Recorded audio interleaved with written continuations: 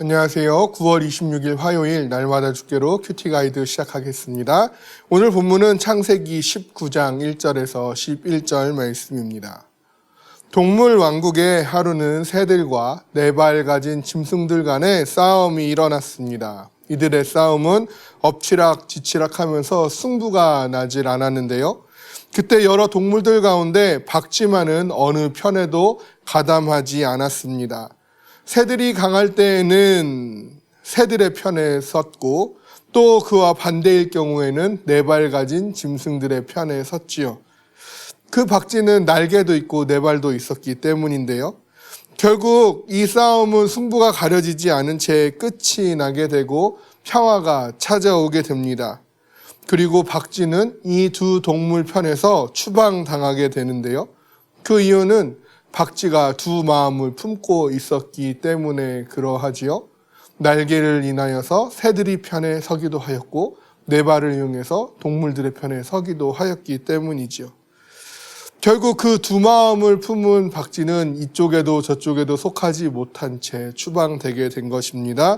이 이솝 우화에 나오는 박쥐 이야기에 따라서 오늘 본문에서도 우리가 박쥐 같은 모습을 갖고 있지는 않은지 묵상해 볼 수 있을 것입니다. 관찰 질문 1번입니다. 천사가 소돔에 이르렀을 때 롯은 어디에 있었습니까? 천사를 본 롯의 반응을 살펴보면요. 그는 소돔 성문에 앉아 있었다라고 이야기를 하고 있습니다. 그리고 그 천사를 발견하자 일어나 그들을 영접하고 자신의 집으로 대접하고자 함을 우리는 말씀을 통해 보게 됩니다. 그런데 이러한 모습을 우리는 롯뿐만 아니라 아브라함에게서도 찾아볼 수 있었는데요.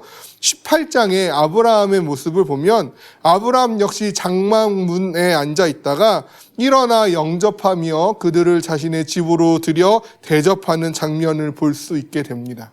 이 고대 근동 사회에서 이 유목민들이 많았기 때문에 손님을 대접하는 것은 매우 중요한 일이었는데요.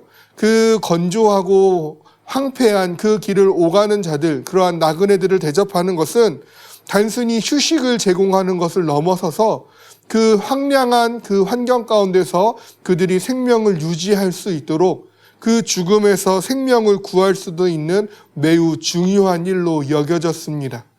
아브라함은 그러한 생명을 구하고자 하는 마음으로 또 남을 대접하고자 하는 마음으로 늘 섬김을 실천하기 위해 그 자리에 앉아 있었는데요.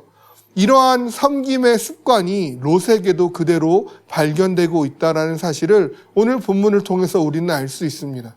따라서 소돔과 고모라, 이 악을 상징하는 이 도시 속에서도 롯이 그래도 여전히 하나님을 경외하는 자로서 그 섬김의 마음을 가지고 있었다는 것을 우리는 유추해 볼 수 있는 것이죠. 관찰 질문 2번입니다. 소돔 백성들이 롯에게 요구한 것은 무엇입니까? 이 롯의 손님을 대접함을 소돔의 백성들이 알게 되었습니다. 그러자 소돔 백성들이 롯의 집을 에워쌌고 롯에게 요구하기를 영접하여 들인 자들을 내놓으라고 요구합니다. 왜냐하면 내가 그들과 상관하겠다라고 말씀하고 있다라는 거죠.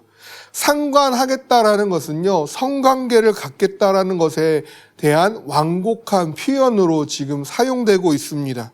게다가 지금 이 성관계의 대상은 나그네들입니다. 그리고 이 나그네들을 우리가 유추해 보건대 이것은 지금 동성애를 요구하고 있는, 동성애를 통한 육체적인 쾌락을 그들이 요구하고 있는 상황에 지금 롯이 맞닥뜨리게 된 것이죠. 관찰 질문 3번입니다. 롯은 이 문제를 어떻게 해결하고 있습니까? 롯은 이들의 요구 앞에 우리가 이해할 수 없는 그러한 대책을 내놓고 있는데요. 롯의 답변을 살펴보면요. 내게 남자를 가까이 하지 아니한 2 딸이 있노라. 청하건대 내가 그들을 너희에게로 이끌어 내리니 너희 눈에 좋을 대로 그들에게 행하고 이 사람들은 내 집에 들어왔은즉 이 사람들에게는 아무 일도 저지르지 말라. 롯이 지금 자신의 집에 들인 자들이 천사인지 아닌지 알았는지 몰랐는지를 알 수는 없지만 우리가 아무리 상식적으로 생각해 보려고 했을 때에 자신의 2 딸을, 더군다나 남자를 알지 못하는 처녀인 상태의 두 딸을 내놓는 롯의 모습은 우리가 도저히 이해할 수 없고 상상조차 하기 힘든 모습이 분명합니다. 이것은 분명 패륜적인 행동이고 이것이 아버지로서 행할 수 있는 행동이 맞나 싶은 것이죠. 이것을 통해서 지금 롯이 하나님을 경외하는 마음을 유지하며 손님, 나그네 대접하기를 힘썼던 것과는 반대로 소돔과 고모라가 가지고 있었던 그 악한 모습의 영향을 받아서 그가 아무렇지 않게 자신의 두 딸을 내어놓는 그러한 심각한 죄악을 범하고 있는 것을 우리는 보게 됩니다. 롯의 한쪽 편은 하나님을 경외하는 쪽에 발을 디디고 있지만 또 다른 한 발은 그 소돔과 고모라의 죄악에 편승하여 그대로 그들의 죄를 답습하는 모양을 우리는 보게 되는 것이죠.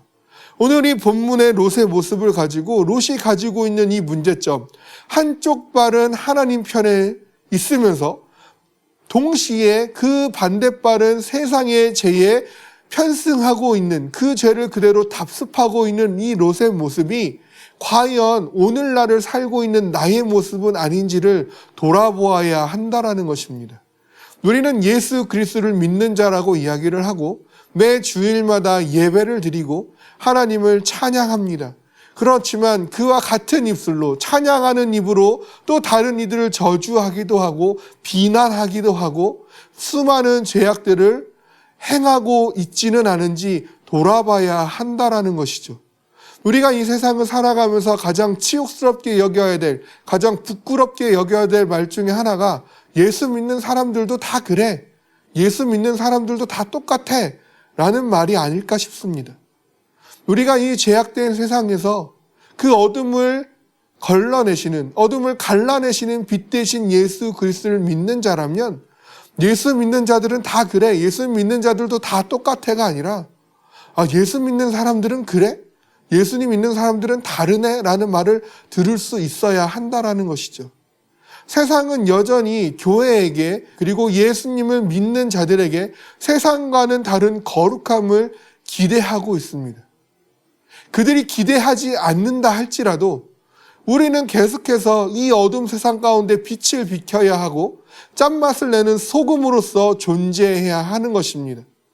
그러나 상황에 따라서, 편의에 따라서 어느 때는 하나님을 잘 경외하는 자의 모습을 갖추고 또 어느 때에는 아무런 의식과 거리낌 없이 죄악에 편승된 모습을 보인다면 우리는 이 세상에 어떠한 선한 영향력도 끼칠 수 없는, 오히려 하나님의 일을 망령되이 일컫게 되는 그러한 부끄러운 일을 행하는 그러한 자의 모습을 우리가 보이게 된다라는 것이죠.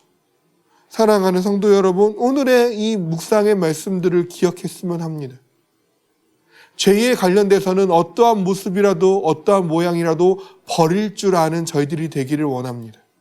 언제 어디서나 어떠한 상황에 있어서든지 늘 하나님을 경외하는 자, 예수 그리스도를 믿기로 결심하고 내가 그리스도인이라 고백한 자답게 늘 세상에 빛을 비치며 짠맛을 낼 수 있는, 세상에 소금과 빛된 선한 영향력을 끼치는 우리 모두가 되어지기를 주님의 이름으로 소망합니다.